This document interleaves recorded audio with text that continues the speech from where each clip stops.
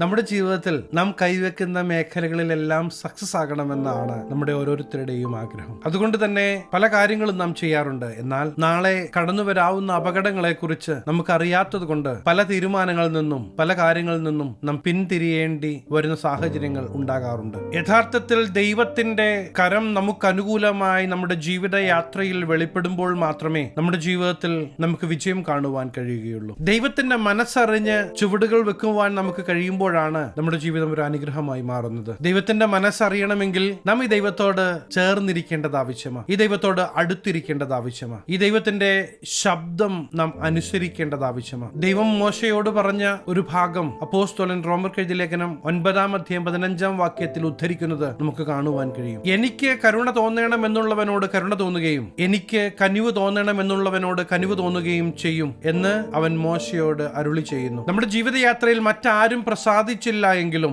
ദൈവപ്രസാദമുള്ള ജീവിതം നാം നയിക്കുമ്പോൾ മാത്രമേ ദൈവിക പദ്ധതികൾ നമ്മുടെ ജീവിതത്തിൽ വെളിപ്പെടുകയുള്ളൂ. നമ്മുടെ ജീവിതയാത്രയിൽ കടന്നു വരുന്ന വിഷമഘട്ടങ്ങളിൽ നാം പരാജയപ്പെടാതിരിക്കണമെങ്കിൽ കൂടെയുള്ള യേശുവിനെ തിരിച്ചറിഞ്ഞ് ദൈവശബ്ദത്തിനു വേണ്ടി നാം കാതോർക്കേണ്ടത് ആവശ്യമാണ്. ജീവിതയാത്രയിലെ ചില സമയങ്ങളിൽ നാം നേടിയതും നമുക്കുള്ളതും ഒന്നും പ്രയോജനപ്പെടാതെ വരുന്ന സാഹചര്യങ്ങളിൽ എന്റെ ശബ്ദം കേൾക്കുന്ന പ്രിയ ദൈവത്തിലെ നിങ്ങളെ സഹായിക്കാൻ കഴിയുന്ന ഒരു ജീവിക്കുന്ന ദൈവമുണ്ട് എന്ന് ഞാൻ നിങ്ങളെ ഓർമ്മിപ്പിക്കുവാൻ ആഗ്രഹിക്കുകയാണ്. തൊട്ടടുത്ത വാക്യത്തിൽ നമുക്ക് ഇപ്രകാരം കാണുവാൻ കഴിയും: അതുകൊണ്ട് ഇച്ഛിക്കുന്നവനാലുമല്ല ഓടുന്നവനാലുമല്ല കരുണ തോന്നുന്ന ദൈവത്താലത്രേ സകലവും സാധിക്കുന്നത്. നമ്മുടെ ജീവിതയാത്രയിൽ ഈ കാര്യം നാം തിരിച്ചറിയേണ്ടത് ആവശ്യമാണ്. പ്രാർത്ഥനയോടെ ആരാധനയോടെ ഈ ദൈവത്തോട് അടുത്തു വരുവാൻ കിട്ടുന്ന പല സമയങ്ങളിലും യഥാർത്ഥമായി നാം നമ്മുടെ ഹൃദയം ദൈവത്തോട് പകരുന്നുണ്ടോ എന്ന് നാം നമ്മോട് തന്നെ ഒന്ന് ചോദിക്കേണ്ടത് ആവശ്യമാണ്. ഞാനൊരു കാര്യം നിങ്ങൾക്ക് ഉറപ്പു തരാം: ആരൊക്കെ നിങ്ങൾക്കെതിരെ തിരിഞ്ഞാലും ദൈവം നിങ്ങൾക്ക് അനുകൂലമാണെങ്കിൽ നിങ്ങൾ ഭാരപ്പെടേണ്ട കാര്യമില്ല. കാരണം ദൈവത്തിന്റെ പ്രവൃത്തി നിങ്ങളുടെ ജീവിതയാത്രയിൽ നിങ്ങൾ കാണുക തന്നെ ചെയ്യും. അതുകൊണ്ട് നമ്മുടെ ഹൃദയത്തിൽ നിന്ന് ഞാൻ എന്ന ഭാവത്തെ എടുത്തു കളയാം. ഞാൻ എന്റെ കഴിവ് കൊണ്ട് നേടിയതാണ് എന്നുള്ള സകല ചിന്തകളും നമ്മുടെ ഹൃദയത്തിൽ നിന്ന് നമുക്ക് എടുത്തു കളയാം. അതിനുശേഷം ദൈവമേ,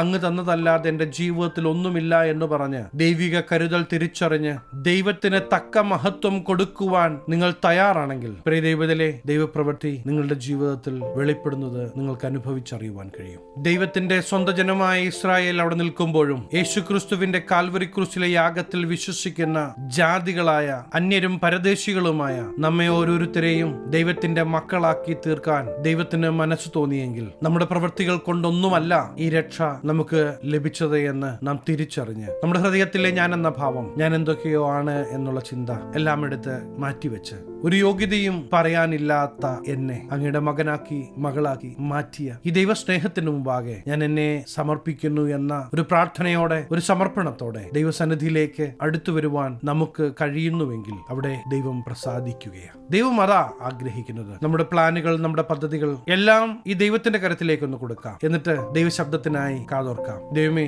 അങ്ങയുടെ സ്നേഹത്തിൽ നിന്ന് അകറ്റുന്ന ഒരു പ്രവൃത്തിയും എന്റെ ജീവിതത്തിൽ എനിക്ക് വേണ്ട. ഈ ദൈവസ്നേഹത്തിൽ എന്റെ ജീവിതത്തെ മുന്നോട്ട് നയിക്കുവാൻ ഞാനിതാ എന്നെ ഏൽപ്പിക്കുന്നു എന്ന് പറഞ്ഞ് ദൈവം നമുക്ക് തരുന്ന ആയുസ്സിന്റെ ഓരോ നിമിഷവും നാം ആകുന്നുവെങ്കിൽ തീർച്ചയായും ദേശങ്ങൾക്ക്, രാജ്യങ്ങൾക്ക് മുമ്പിൽ ദൈവം നിങ്ങളെ ഒരു അടയാളമാക്കി വെക്കുവാൻ ആഗ്രഹിക്കുകയാണ്. ഈ ദൈവത്തിൽ ആശ്രയിക്കുന്ന വ്യക്തി ജീവിതങ്ങളിലൂടെ ജീവിക്കുന്ന ദൈവത്തിന്റെ പ്രവൃത്തി ദേശങ്ങൾ കാണത്തക്ക വിധത്തിൽ വെളിപ്പെടുത്തുവാൻ ഈ ദൈവം ആഗ്രഹിക്കുന്നുവെന്ന് തിരിച്ചറിയേണ്ടത് ആവശ്യമാണ്.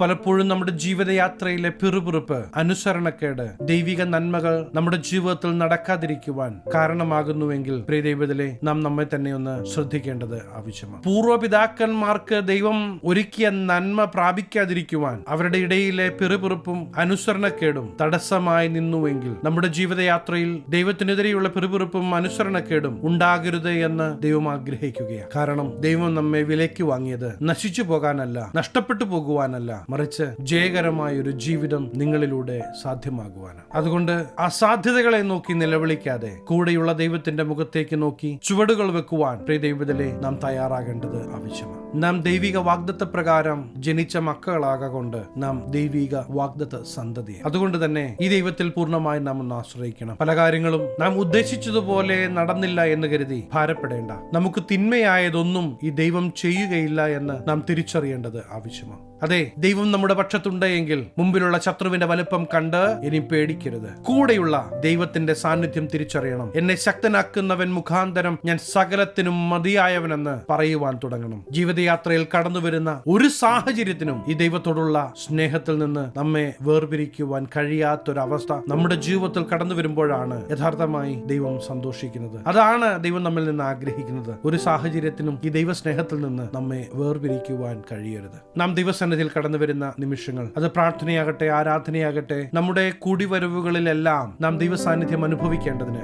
പ്രാർത്ഥനയോടെ, ഒരുക്കത്തോടെ ഈ മീറ്റിങ്ങുകളിലെല്ലാം നമുക്ക് കടന്നു ചെല്ലാം. ദൈവസന്നിധിയിൽ കടന്നു വരുന്ന നിമിഷങ്ങൾ നമ്മുടെ ഹൃദയം ദൈവത്തോട് പകരുന്നതാകട്ടെ. ഓരോ നിമിഷവും ഈ ദൈവശബ്ദം കേട്ട് നമ്മുടെ ജീവിതത്തെ നമുക്ക് മുന്നോട്ട് നയിക്കുവാൻ നാം തയ്യാറാകേണ്ടത് ആവശ്യമാണ്. രാജാതിരാജാവും കർത്താതി കർത്താവുമായ ഈ ദൈവത്തിന്റെ സാന്നിധ്യം, ദൈവത്തിന്റെ മഹത്വം നമ്മുടെ എല്ലാ മേഖലകളിലും നാം അനുഭവിക്കണമെന്ന് ദൈവം ആഗ്രഹിക്കുന്നു. അതുകൊണ്ട് ദൈവഹിതം എന്തെന്ന് തിരിച്ചറിഞ്ഞ് ചുവടുകൾ മുന്നോട്ട് വെക്കുവാൻ നമുക്ക് നമ്മെ തന്നെ ഒന്ന് ഏൽപ്പിച്ചു കൊടുക്കാം. നമ്മുടെ ഹൃദയത്തിലെ സകല ആകുല ചിന്തകളും ദൈവത്തിന്റെ കരത്തിൽ ഏൽപ്പിച്ചു കൊടുക്കാം. സകലത്തിന്റെ മേലും പ്രവർത്തിക്കുവാൻ കഴിയുന്ന ജീവിക്കുന്ന ദൈവത്തിന്റെ പ്രവൃത്തി പ്രിയ ദൈവത്തിലെ തീർച്ചയായും നിങ്ങൾ അനുഭവിക്കും. എന്റെ കൂടെ ദൈവമുള്ളത് കൊണ്ട് ഒരു ശത്രുവിനും എന്നെ തകർക്കാൻ പറ്റുകയില്ല. എന്റെ ദൈവത്താൽ സകലവും സാധ്യമെന്ന് നിങ്ങൾ പറയുവാൻ തുടങ്ങണം. അസാധ്യതകളെ കണ്ട് ഭാരപ്പെട്ട് നിലവിളിച്ച് നെടുവീർപ്പെട്ട് പിറുപിറുത്ത് ജീവിതം മുന്നോട്ട് കൊണ്ടുപോകാതെ കൂടെയുള്ള ദൈവത്തിന്റെ വലിപ്പം തിരിച്ചറിഞ്ഞ് ജീവിതയാത്ര മുന്നോട്ട് നയിക്കുവാൻ ദൈവം നമ്മെ ആഹ്വാനം ചെയ്യുക. കരഞ്ഞു കലങ്ങിയ കണ്ണുകൾ തുടയ്ക്കണം. നിങ്ങൾ കേട്ട, നിങ്ങളെ മുറിപ്പെടുത്തുന്ന വാക്കുകൾ നിങ്ങളുടെ ഹൃദയത്തിൽ നിന്ന് ഒന്ന് എടുത്തു കളയണം. എനിക്ക് വേണ്ടി പ്രവർത്തിക്കുവാൻ കഴിയുന്ന ഒരു ജീവിക്കുന്ന ദൈവമുണ്ട് എന്ന് നിങ്ങൾ നിങ്ങളോട് തന്നെ പറയണം. അതെ, ഈ യേശുവിൽ നിങ്ങൾ പൂർണ്ണമായി ആശ്രയിക്കാൻ തയ്യാറാണെങ്കിൽ ഈ ദിവസങ്ങളിൽ ദൈവത്തിന്റെ പ്രവൃത്തി നിങ്ങൾ കാണുക തന്നെ ചെയ്യും. എന്റെ ദൈവത്താൽ സകലവും സാധ്യമെന്ന തിരിച്ചറിവോടെ ജീവിതയാത്ര മുന്നോട്ട് നയിക്കുവാൻ നിങ്ങൾ തയ്യാറാണെങ്കിൽ ഞാൻ നിങ്ങൾക്ക് വേണ്ടി പ്രാർത്ഥിക്കുവാൻ ആഗ്രഹിക്കുകയാണ്. കണ്ണുകളെ അടയ്ക്കാം, പ്രാർത്ഥിക്കാം. മഹാപരിശുദ്ധനായ ഞങ്ങളുടെ സ്വർഗീയ പിതാവേ, എന്നോടൊപ്പം ചേർന്ന് പ്രാർത്ഥിക്കുന്ന ദൈവജനത്തെ ഞങ്ങളുടെ തൃക്കരങ്ങൾ തരുന്നു. മുമ്പിലുള്ള വിഷയത്തെക്കാൾ ഉപരി കൂടെയുള്ള ദൈവത്തിന്റെ സാന്നിധ്യം തിരിച്ചറിഞ്ഞ് ഈ ദിവസങ്ങളിൽ ഇവരുടെ ജീവിത യാത്രയിൽ വിജയം കാണുവാൻ അങ്ങ് സഹായിക്കണം. സമസ്ത മേഖലകളിലും ദൈവപ്രവൃത്തി വെളിപ്പെടണം. അനുഗ്രഹിച്ചു പ്രാർത്ഥിക്കുന്നു. അനുഗ്രഹമാകട്ടെ. സകല മാനമഹത്വം അങ്ങേക്ക്, സകലവും യേശു ക്രിസ്തുവിന്റെ നിസ്തുല്യ നാമത്തിൽ തന്നെ. ആമേൻ. എന്റെ ശബ്ദം കേൾക്കുന്ന പ്രിയ ദൈവത്തിലെ തീർച്ചയായും നിങ്ങൾ ദേശങ്ങൾക്ക് ഒരു അനുഗ്രഹമാകും. ഈ ചെറിയ സന്ദേശം നിങ്ങൾക്ക് അനുഗ്രഹമായെങ്കിൽ തീർച്ചയായും ഞങ്ങളെ അറിയിക്കണം. അനേകർക്ക് അനുഗ്രഹമാകേണ്ടതിന് സ്നേഹിതർക്ക് ഷെയർ ചെയ്യുക, ഫോർവേഡ് ചെയ്യുക. നിങ്ങൾ ഈ ചാനൽ ഇതുവരെയായിട്ടും സബ്സ്ക്രൈബ് ചെയ്തിട്ടില്ല എങ്കിൽ തീർച്ചയായും സബ്സ്ക്രൈബ് ചെയ്യണം. ദൈവം അനുവദിച്ചാൽ അടുത്ത ദിവസം നമുക്ക് വീണ്ടും കാണാം. Stay blessed.